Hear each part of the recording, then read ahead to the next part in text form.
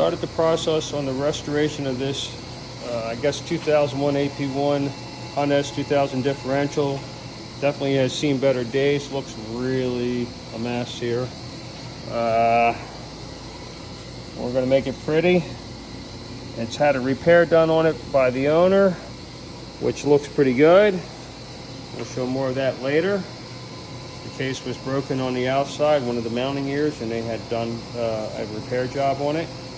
And we're going to go ahead and rebuild the inside of it. It has a blown LSD. It's completely destroyed. You cannot move it. It is locked solid like a spool. And the gearing inside's all junked up too. So once we get it opened up, we'll see what the carnage looks like. Hold on. Had a lot of fun getting these out.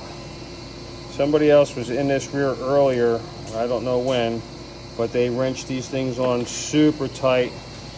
Had to get out an impact to actually get them out without breaking them. It was not easy. And notice we got a leak up underneath that flange, so that's never a good sign either.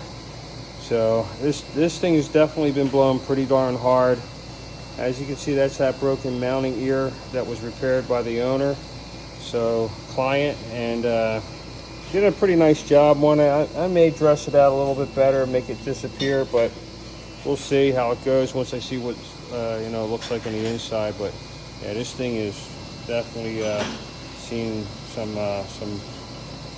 rough times. Yipper, not good. Real stinky. Broken gear teeth. It has been changed out. It's not a 410 anymore. It's a 430, or it was a 430. Broken LSD. So everything internally is going to have to go. It's all, going into the scrap metal bucket, and we're going to go ahead and replace the gears, replace the LSD, bearings, seals, everything. It's total.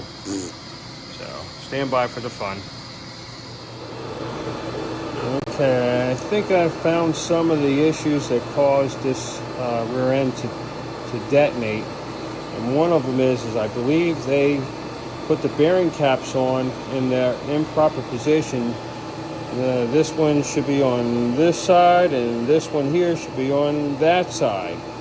And if you notice, you can see how well that adjuster turns good, no problem. Come over to this side, and this sucker is locked up, tight as it can be. Meaning it's not fitting properly. It was not fitted properly. So I'm going to go ahead and reverse these caps real quick to the swippity swap type of thing, and then I'm going to see if I'm correct. If they start moving nicely, then we know what the problem is, and it's going to be a crossed up set of bearing caps. Unfortunate situation when you're not really sure about what you're doing. All right, we're back. We switched these caps from one side to the other, and I'm correct. It is what the problem was. Now you can see this thing turns just fine, if I can ever get the tool in the thing. But yeah, you see how you got good movement there, and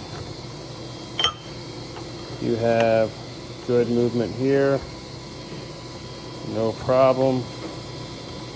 So that is probably why, or one of the reasons why this rear end blew, is because they had these bearing caps on in the wrong place, and they crushed this bearing cup that's attached to this LSD. This LSD's bearing as a Conan cup.